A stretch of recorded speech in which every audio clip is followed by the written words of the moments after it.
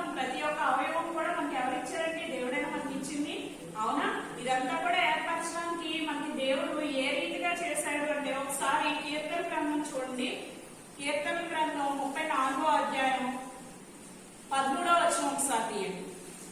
34వ అధ్యాయం 13వ వచనం.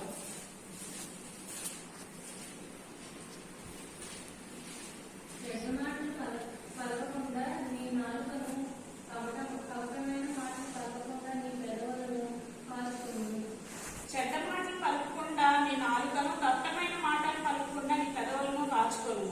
మనం చూసుకున్నట్లయితే మన యొక్క సమయం అంటే ముందుగా మనం నాలుకను తీసుకుంటే, నాలుక అనేది మనకి ఒక సామెత ఉందండి, నోరు మంచిది అయితే ఊరు మంచిది అవుతుంది.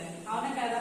మనం ఏమన్నా మాట్లాడాలి అంటే ఒకరితో మనం ఏమన్నా సహవాసం చేయాలి అన్నా కానీ, ఒకరితో మనం పరిచయం పెంచుకోవాలన్నా కానీ మనం ముందుగా చేసేది ఏంటి? ముందుగా మన యొక్క వివరాలు చెప్తాము, తర్వాత వాళ్ళ యొక్క వివరాలు తెలుసుకొని మనం ఏం చేస్తాము? మన యొక్క సహవాసాన్ని, పరిచయాన్ని పెంచుకుంటాం. ఇక్కడ మనం ఏం చేయాలి అంటే చెడ్డ మాటలను పలకకుండా, అంటే ఇక్కడ కొంచెం సేపు మనం మాట్లాడితే బాగానే ఉంటుంది, ఎంతవరకు మాట్లాడాలో అంతవరకు మనం మాట్లాడితే బాగానే ఉంటుంది. కానీ అదే మాట కనుక విస్తారమైనటువంటి మాటలు మనం పలికినట్లయితే అప్పుడేమవుతుంది? మన యొక్క నాలుక, మన యొక్క నోరు కూడా విస్తారమైన మాటకి ఎప్పుడైతే లోనవుతుందో అప్పుడు ఏమవుతుందండి? మొత్తం చెడ్డ మాటలన్నీ వచ్చేస్తూనే ఉంటాయి. మనం ఎంత ఆపాలి అని అనుకున్నా కానీ అవి ఆపండి. విస్తారమైన మాటలు ఏమవుతాయంటే చెడుకే దారితీస్తాయని చెప్పి ఉంటదండి. సామెతల గ్రంథంలో మనం చూసుకున్నట్లయితే 10:19 ఒకసారి చూడండి. సామెతల గ్రంథం 10:19.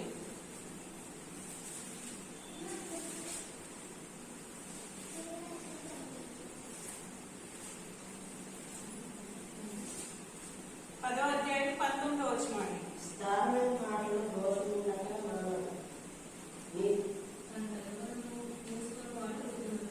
విస్తారమైన మాటల్లో దోషముండకు మానదు, తన పెదవులను మూసుకొని వాడు బుద్ధిమంతుడు. ఇప్పుడు మనం ఇందాక మనం చెప్పుకున్నాం కూడా అదేనా? ఎక్కువగా మనం మాట్లాడితే ఏం మాట్లాడతామండి? ఇంట్లో విషయాలు చెప్పడం మానేసి మొత్తం ఊర్లో అందరి గురించి మాట్లాడుకుంటూ కూర్చుంటారు. అవునా కదా? ఇప్పుడు మనం ఎంతవరకు మనకి ఏమైనా అవసరం ఉంది పక్కింటికి వెళ్ళాం అనుకోండి, ఆ అవసరం వరకే మనం మాట్లాడుకుని రావాలి. కానీ మనం ఏం చేస్తాము? ఇంకొంతసేపు మాట్లాడదాంలే, టైం ఉంది, ఆ టైంలో కొంతసేపు ఇంకొంచెం మాట్లాడుకోవచ్చు అని చెప్పి మనం ఎంత మాటలు మొదలు పెట్టామంటే ఆ మాటలు ఏమవుతాయంటే ఒకరి మీద ఒకరు చాడీ చెప్పుకునే రీతిగా ఇలా వెళ్ళిపోతూనే ఉంటాయి. ఈ విస్తారమైన మాటలు ఏమవుతాయంటే నువ్వు ఒకరి మీద చెప్పినప్పుడు అక్కడ ఏమవుతుంది? వాళ్ళు ఇంకొక 4 years చెప్తారు. అవునా కదా? నువ్వు ఒకరి గురించి ఒకరు మాట్లాడినప్పుడు వాళ్ళు ఏం చేస్తారు? ఇంకొంచెం మసాలాలు నూరి స్పైసీనెస్ యాడ్ చేసి పక్కన వాళ్ళకి వాళ్ళు తీసుకెళ్ళి ఇంకా చెప్తారు, పలానా వాళ్ళు నీ గురించి ఇలా అన్నారు, అలా అన్నారు.